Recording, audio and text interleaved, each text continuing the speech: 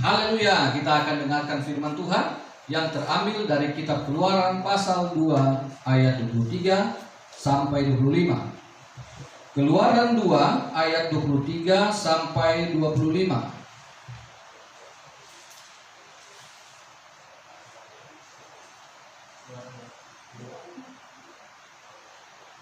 Oke, sudah dapat? Mari kita baca bersama. 3 ayat yang pendek. Mari kita baca bersama Keluaran 2 ayat 23 sampai 25. 2, 3. Lama sesudah itu matilah Raja Mesir.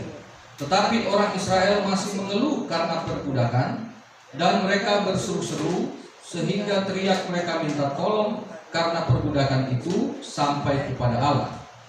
Allah mendengar mereka mengeram. Lalu ia mengingat kepada perjanjiannya dengan Abraham, Ishak dan Yakub. Maka Allah melihat orang Israel itu dan Allah memperhatikan mereka. Ya, ini sebetulnya saya telah sampaikan sebagai renungan di channel YouTube. Ya, tapi ini saya ingin menjabarkan bahwa pada waktu Musa sesaat sebelum dipanggil Tuhan, maka cerita ini disampaikan. Jadi dari Keluaran Kejadian pasal 50 ayat 26, ayat yang terakhir itu, masuk ke Keluaran pasal 1 sampai ayat yang ke-7, itu ada rentang waktu yang cukup panjang, 220 tahun. Jadi dari eranya Yusuf mati sampai di eranya Israel yang telah berkembang biak itu terdapat rentang waktu yang cukup lama.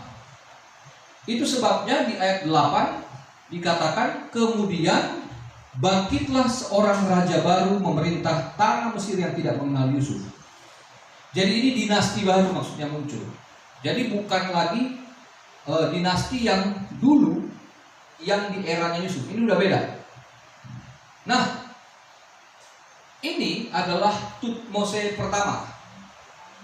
Ya, Fir'aun yang namanya Tutmose pertama, yang dikenal sebagai bapak pembangunan Mesir. Dialah yang punya ambisi besar untuk membangun Mesir seperti yang kita lihat sekarang sebagai peninggalan di tempat-tempat wisata di Mesir. Nah, itu dia. Kemudian Tutmose yang pertama ini, ya, sangat ketakutan dengan keberadaan Israel yang telah menjadi satu bangsa yang cukup besar, yang akhirnya membuat dia memutuskan untuk memperbudak bangsa Israel di ayat 9 dan ayat 10 sampai 11, ya. Ditindas, diperbudak. Lalu kemudian penggantinya adalah Fir'aun Tutmose yang ketiga, atau mungkin dia disebut juga Ramses I. Ramses yang pertama. Dia adalah seorang jenderal brilian yang menaklukkan banyak bangsa. Kemudian dialah yang merancang pembunuhan atas anak-anak, bayi-bayi lelaki yang lahir dari kalangan orang Ibrani. Tutmose ketiga ini memerintah cukup lama. Lalu di pasal 2 ayat yang 23 tadi, ayat pokok kita, penggantinya adalah Fir'aun Amenhotep kedua atau Ramses kedua. Nah, kenapa saya jelaskan ini? Karena Keluaran pasal 1 sampai Keluaran pasal 12 ketika Israel keluar dari Mesir, itu di era Amenhotep yang kedua ini, di pasal 2 ayat 23. Itu rentang waktunya ada 80 sampai 100 tahun. Artinya bukan penjajahan, ya, perbudakan. Kalau penjajahan kan bangsa asing masuk. Kalau ini Israel tinggal di Mesir yang kemudian diperbudak oleh penguasa pribumi.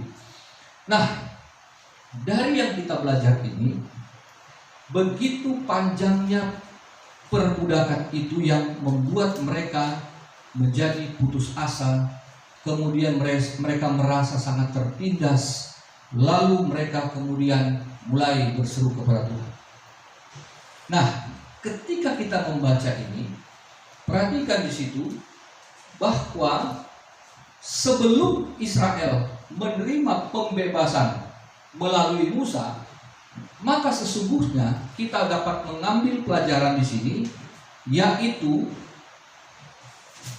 dari ayat yang ke-7 dan ayat yang ke-12. Nah, ini poin yang pertama. Ya.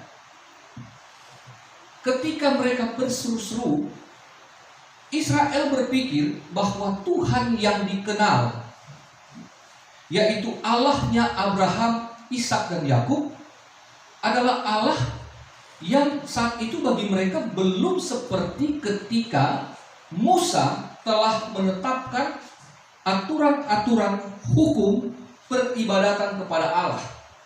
Jadi sebelum mereka dibebaskan dari Mesir, orang Israel atau bangsa Israel hanya mengenal Allah secara lisan, tanpa mereka pernah melakukan ibadah atau ritual yang absah. Jadi ya pokoknya, oh iya ada Tuhan, ya kita punya Tuhan ini. Tapi pengenalan akan Allah yang benar itu baru terjadi nanti setelah Musa membawa mereka kepada Gurun. Di sana terjadi proses pengenalan akan Allah itu. Jadi di sini orang Israel atau bangsa Israel adalah bangsa yang belum mengenal Allah secara pribadi. Mereka baru tahu siapa Allah itu, yaitu Allah yang disembah oleh nenek moyang. Tetapi mereka sendiri nggak paham-paham amat gitu. Ya banyak orang Kristen begitulah. Hanya karena agama orang tua, hanya karena dia lahir dari orang tua Kristen, otomatis dia Kristen. Tetapi sesungguhnya pengenalan akan Kristus itu belum dikenal. Itu sebabnya pengenalan akan Allah seringkali terjadi justru di dalam penderitaan. Di dalam penindasan seperti ini barulah kemudian mereka terbuka mata, mereka butuh Tuhan. Makanya teriak kan? Sebelumnya kagak. Ini teriak-teriak sekarang. Tetapi saudara, meskipun Allah kelihatannya jauh dan tidak hadir pada waktu itu, bukan berarti Allah nggak ada di situ. Manusiawi kadang-kadang kita sudah merasa berat sekali hidup ini, kok sepertinya Tuhan nggak tolong-tolong ya. PSBB, Corona dimulai bulan Februari, itu udah mulai Maret, kemudian PSBB total, kemudian muncul new normal, udah agak legaan, ancaman baru datang lagi, PSBB total lagi, rumit lagi. Tetapi di sini kemudian kita melihat bahwa Allah tidak pernah tidak hadir. Sebab itu di bagian yang pertama, itu di ayat 7 dan 12 yang saya sampaikan tadi, bahwa orang Israel beranak cucu dan tak terbilang jumlahnya. Mereka bertambah banyak dan dengan dahsyat berlipat ganda, sehingga negeri itu dipenuhi mereka. Lalu karena mereka di ayat 12 itu dikatakan, ketika mereka diperbudak, mereka ditindas, tetapi ajaibnya dikatakan, makin ditindas, makin bertambah banyak dan berkembang mereka. Ini poin yang pertama. Bagi kita ambil secara rohani apa? Bahwa Allah tetap hadir dan memberkati meskipun dalam keadaan tertindas. Kan memiliki anak itu adalah anugerah, adalah berkat. Lu bayangin, ditindas, diperbudak, tapi masih sempat-sempatnya beranak pinak gitu. Kan gak gampang. Artinya apa? Allah tetap hadir untuk memberkati dalam situasi yang tersulit kita. Ya, kita ambil gambarannya, ambil nilai rohaninya. Jadi saudara terkasih dalam Tuhan, dalam situasi kita ini kita tetap harus percaya bahwa Tuhan hadir untuk memberkati kita. Ya. Ketika dalam Kejadian pasal 1 ayat 28, setelah pemberkatan nikah Adam dan Hawa, Tuhan memerintahkan kepada mereka, beranak cuculah kamu, be fruitful, berbuah-buahlah. Bagi kita saat ini, saya tidak merekomendasikan untuk beranak pinak, untuk banyak-banyak anak kita, enggak. Saya enggak akan beranak pinak gara-gara corona. Ya, besok tua-tua. Tetapi di sini saya ingin membawa kita pada pemahaman rohani. Meskipun kita dalam kondisi yang berat, tertindas, baik itu secara psikis, secara mental, tubuh juga mungkin ada yang sakit, bahkan juga mengalami resesi ekonomi, tetapi Tuhan hadir untuk memberkati kita supaya kita berbuah-buah. Jadi meskipun dalam kondisi yang tertindas, dalam keadaan sulit, tidak bisa tidak kita tetap harus berbuah. Artinya apa? Mengeluarkan kehidupan yang rohani. Buah roh kita harus tetap muncul, kasih tetap harus muncul, damai sejahtera, sukacita, kebaikan, kemurahan hati dan sebagainya, itu harus tetap muncul. Karena dalam keadaan tertindas sangat wajar bagi manusia, khususnya yang tidak mengenal Allah, adalah untuk meratapi diri, untuk bersungut-sungut, untuk mengeluh tanpa habis-habisnya. Tetapi kita orang Kristen diberikan kepercayaan oleh Allah, yaitu iman dan Roh Kudus. Iman, kita diselamatkan oleh kasih karunia Allah melalui Tuhan Yesus Kristus, dan kita diberikan Roh Kudus agar kita dipimpin dalam kebenaran, sehingga hidup kita menghasilkan buah-buah kebenaran juga di tengah masa yang sulit. Di tengah masa yang sulit sangat gampang mengeluarkan hal-hal yang negatif dari diri kita. Tetapi ketika kita sadar bahwa sesungguhnya dalam situasi yang tersulit Allah hadir dan memberkati, maka kita percaya juga kita adalah orang-orang yang diberkati secara rohani, meskipun secara jasmani lahiriah kita nggak punya kelebihan atau kelimpahan itu, tapi paling tidak kita punya kelebihan atau kelimpahan secara rohani yang bisa disaksikan orang. Bangsa Israel saat itu hanya bisa bersungut-sungut karena mereka belum kenal Tuhan secara pribadi. Mereka hanya bisa mengeluh terus-menerus, kata ayat 23. Karena mereka belum tahu caranya beribadah dengan benar. Tapi kita orang Kristen perjanjian baru yang sudah terima keselamatan dari Tuhan Yesus, kita tahu bagaimana caranya untuk bersyukur sebagai bagian ibadah yang paling sederhana. Dalam situasi yang tersulit kita bisa bersyukur. Dalam kondisi krisis kita tetap masih bisa datang beribadah. Maka kita jauh lebih baik dari bangsa Israel pada waktu itu. Mereka tak bisa beribadah, kita bisa. Jadi jangan kebanyakan mengeluh, tapi banyaklah bersyukur. Karena dari hidup kita harus keluar, ya, harus beranak pinak yang rohani. Nilai-nilai Alkitab, firman Allah, kebenaran itulah yang harus muncul, ya, melimpah-limpah dari hidup kita, sehingga kita bisa berdampak bagi orang lain. Kelimpahan jumlah orang Israel telah menakutkan orang Mesir, tetapi kelimpahan buah-buah dari manusia rohani kita akan mensejahterakan orang lain. Ya, beda ya. Yang jasmani menakutkan, tapi kelimpahan yang rohani itu bisa memberkati orang lain juga. Haleluya. Yang kedua, di ayat yang ke-15 sampai ayat yang ke-17, Fir'aun berniat untuk membunuh bayi-bayi orang Ibrani yang khususnya laki-laki, karena potensi nanti jadi tentara atau apa loh, harus dimusnahkan. Tetapi Allah intervensi. Sekali lagi, Allah hadir untuk menolong, melindungi bangsa Israel. Haleluya. Tadi dia hadir memberkati dengan membuat mereka berlipat ganda, dan ia hadir untuk menolong dan melindungi. Dia hadir ya. Semakin ditindas, semakin bertambah banyak, makin ditindas, bahkan terancam untuk dibunuh, Allah tetap hadir menolong dan melindungi. Saudara terkasih dalam Tuhan, jangan biarkan ya kesusahan, kesulitan, apalagi intimidasi corona untuk masuk dalam hati dan pikiran kita, sehingga kita jadi paranoid gara-gara itu. Karena berita-berita yang masuk, apalagi sudah, semakin meningkat, bahaya banget. Itu fakta ya.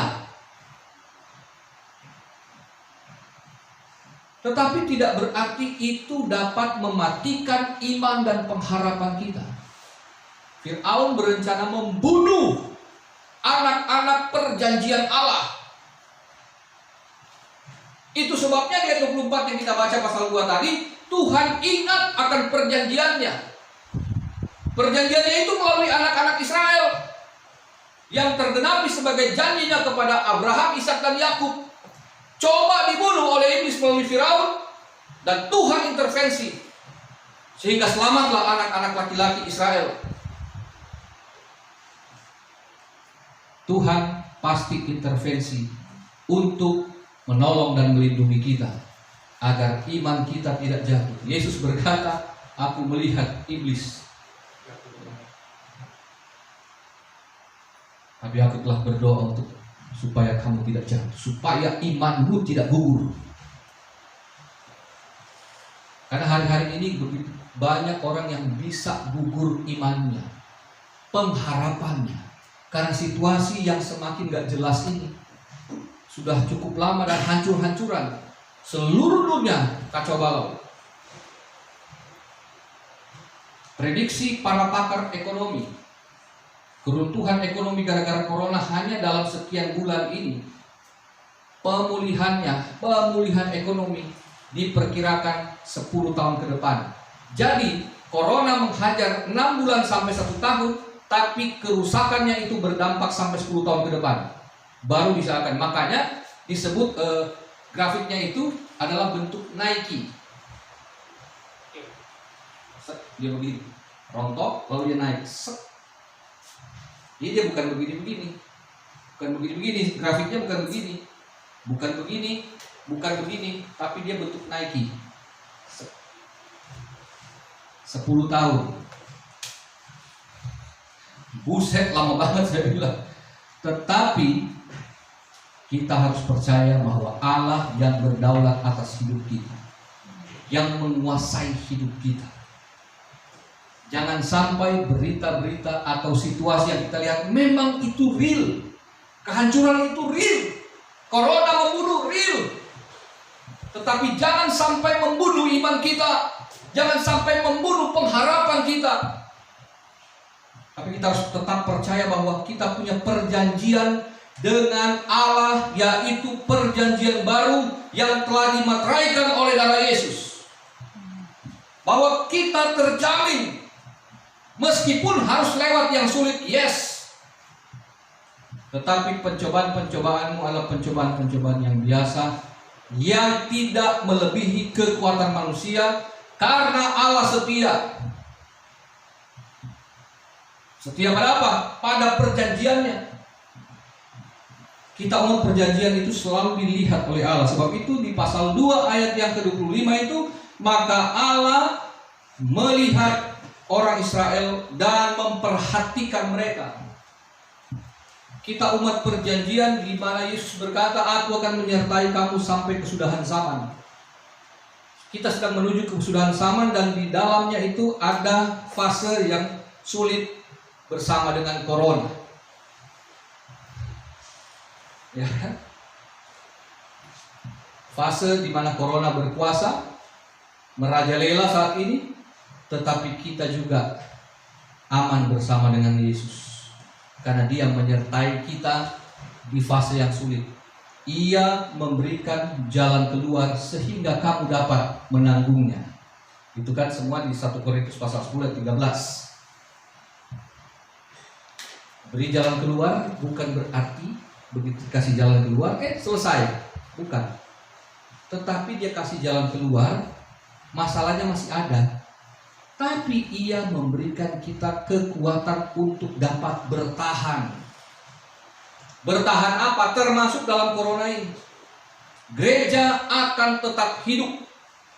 Mau dinaik turunin beritanya PSBB, boleh ibadah, nggak boleh ibadah, boleh ibadah, nggak boleh ibadah, tatap muka online, tatap muka online. Tetapi gereja Tuhan akan tetap bertahan, akan tetap ada peribadatan. Tuhan nggak akan pernah kalah. Selalu ada jalan. Kita pasti punya jalan. Dan hari ini kita tetap masih punya jalannya kan?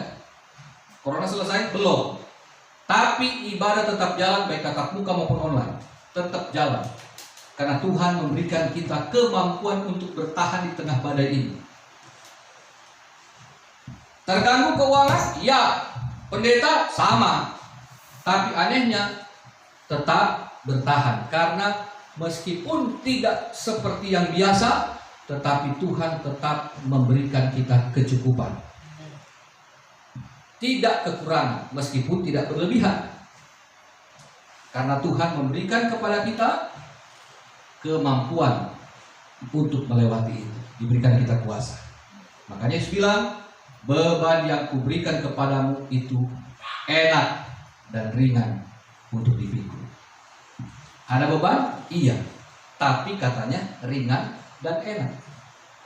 Jadi kita bersyukur kepada Tuhan kalau sampai hari ini kita masih bisa beribadah, kita bisa dapat menghasilkan sekali lagi buah-buah kebenaran dari hidup kita yang berlimpah-limpah, dan kita tetap mengalami juga pertolongan dan perlindungan Tuhan. Tuhan Yesus memberkati kita semua, baik yang ada dalam ruangan ini maupun yang ada di rumah. Bapak, Oma, saudara-saudara sekalian, tetap semangat, tetap bersyukur, dan tetap memuji Tuhan. Haleluya. Tuhan Yesus memberkati.